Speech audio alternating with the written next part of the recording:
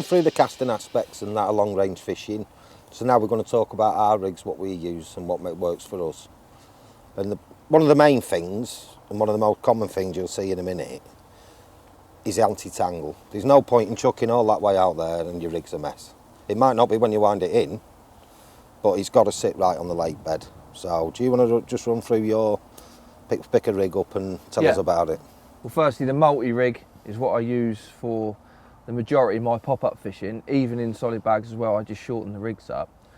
But it's just simple, basically. There's a figure of 8 loop knot at either end, one end anti-tangle sleeve, and then onto your quick change system, and then the other end is your hook, and then with either your, however you want to attach your pop-up. And it is really as simple as that. It's just a semi-stiff material so that it just booms it away from the lead. That's really important. Yeah, and the other thing is as well, like I think the same as all people's fishing, a sharp hook is so important. It's one of the most important things you can do in your fishing. I think a lot of people worry about things that are not that important, but yeah, so again, you have a fish, you check the hook point, yeah, it's still sharp, it's ready to go again. If not, take it off and put a new one on, you're fishing again straight away. What about your hinge stiff rig, Mike? When I pick up my pop-up rig, it's 99% of the time it's an hinge stiff rig for long range fishing. It's got a stiff boom, it just sits above anything and it just doesn't tangle. Yeah. I mean, one thing I have noticed, mine's a lot longer than yours. Yeah, well, yeah. I mean, the thing is, there's no hard and fast rule of fishing, is there? No, you use whatever works for you, and yeah, whatever you're confident in is what you've got to do. Because if you know, I mean, I fished a lot of silty lakes at long range in the past, and that might be why I always err for a slightly longer up length. It could be, I don't know, but I've got utmost confidence in using a longer hook length. Yeah, I will vary this according to the situation. So if I'm fishing a clean, smooth lake bed, that'll be then I feel that is long enough to present properly on that lake bed itself. If it's sort of a clay bottom, it's not too soft, so I'll use that. But if I'm fishing over light weed or silt, I'll lengthen the rigs to the similar sort of length that you've got there. Like on onion weed or something. Yeah, I don't go too short with the rigs. Around between 7 and 9 inches is what I tend to look for. Mine seems to be like 12 or 14. Yeah, it is, yes. But it's a lot of people say as well with the big fish, they say that longer rigs are more effective for hooking big fish, but I don't know, what did you catch your 50 on? Yeah, about that sort of size, so about 9 inches. Out the window then, isn't it? Yeah, yeah. I mean, that's my pop-up rig. 99% of the time, that's what I'll use for long range fishing, and that's yours. Yeah. And then, I mean, this is really, really simple, this one. Most of the time I use a lead clip setup for fishing, and on this lake you've got it's the rules. But I know you've used helicopter setups in the worlds and that. I've never found anywhere I need to be honest. No. I've always got away with a lead clip. Yeah, the only time I like to use, because in the worlds you can't drop the lead. Yeah, that's the the main reason that we have to use a helicopter rig, because it's obviously attached via a quick link or whatever. And there's no way the lead can come off, because potentially you could catch a fish and it disqualify because the lead's come off. So that's the main reason that we use them in the worlds, is for that reason. But for most of your fishing, you use there are things like I might use a perhaps slightly stiffer material version, but the rigs will be exactly the same as what they are. It's just a stiffer material, and purely and simply with a helicopter rig, that's just for anti-tangle purposes, because it just booms it away from the material so it doesn't tangle. Yeah, I mean this rig is virtually identical to that rig you've got there. Yeah, it's just basically a knotless knot. Yeah, you can't get any simpler than that. With a sharp hook, like I said about the other rig, it is just so simple.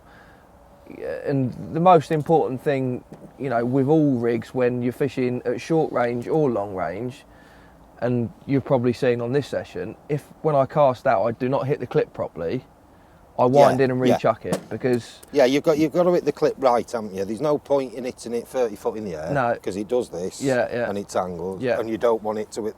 Yeah. It's got to hit the clip. I like it about probably a rod length above. Yeah, it just hits the clip. You know when you've done it now, because it just hits the clip, goes down nice with a donk on the bottom, and you know it's fishing. Yeah. And if I don't feel that it's right, I will redo it time and time again until I'm happy with that rod. Yeah, I agree with that. There's no point in sitting there wondering, you might, because it never goes, does it? No.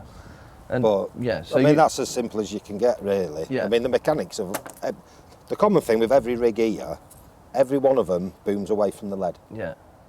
Apart from this one, and this Which is you don't need to. a solid bag. Obviously, I feel they're underused. They're absolutely devastating. You know, Yeah, you catch a lot of fish I on use them. them all the time. It's my go-to method. If the lake's scratching, if the venue's scratching, I'll put a solid bag out. And yeah, it is what it is really. A bag is very simple, but it's just that little mouthful of food on the bottom. And once the fish come in and they're feeding on all the small particles, tiny little hook bait, they suck the hook bait up and hit the lead, and it's game over. One thing I've noticed, you've got your hook bait at the top of the Yeah. bag, haven't you? Well, yeah, the reason I tie it like this is for day-to-day bag fishing, a bit shorter range, I don't tend to do it. But if I'm fishing at long range and in deep water, obviously you want the lead at the bottom so it's weight forward when you're casting.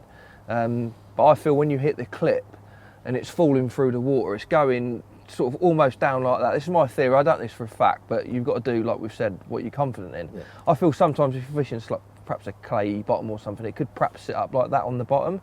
I just feel if you had your hook bait at the bottom, it could potentially be buried under your lead and not be fishing. If you've got it at the top, when the lead breaks, when the PVA bag breaks down, it's sitting fishing, just on aren't you? top Yeah. up there, and obviously it's the first thing, hopefully, the fish sucks up when it comes in to feed on the bag. Yeah. I mean, you catch a lot of fish on them, don't you? Yeah, it's my go-to method when it's scratching, definitely. And then, I mean, that's just the basic knotless knot. Another rig I like to use is a D-rig. Yeah. I tie it a little bit different than some because I have had it where the knot slides or it twists round and it's not fishing right. So the way I tie it is I put a bead on just above level with the barb of the hook. Yeah. I hook the hook through the bead, so that's actually sliding that bead up and down the shank. Okay. So you can just kind of move it where you want it as well. Yeah, well, and then I put the line under there, make the D, and then tie the knotless knot so it traps it. Yeah, yeah. Because I think when you've got a knot there, it's not getting the full hook in. I know it sounds a bit crude, but it's not getting the full hook in the fish's mouth, lip, is it? That way, it always just slides out of the way. Yeah, yeah. There's just one other thing that I will mention when it comes to my rigs as well. I do try and 9 times out of 10, if I'm fishing a pop-up, I'll try and balance it to perfection so that when your lead hits the bottom, your rig will be sitting up and then it will just slowly sit down on top of whatever you're fishing on. And that's the same with a wafter rig as well. I try and balance it up. You know, you might get to realise that a certain hook bait with a certain size hook will just be perfect every time, but always it's worth just checking it in the edge before you cast it out. So you have it sinking really slow then, don't you? Oh yeah, I do try it. Mine a bit faster. Yeah, to make sure again, it's the same thing. But I think what you know, from talking to each other, we both do it different. Yeah, yeah. We both catch fish, but we're both confident in what we do, and I think that's the most important thing. Yeah, you've got to be confident in what you. If you're 50-50 about what you're doing, it's not going to happen. No, definitely not. You've got to be confident, and you've got loads of fish on them, and I've got plenty of fish on these. So yeah, it's just interesting the little differences, isn't it? But you get the same results. Yeah.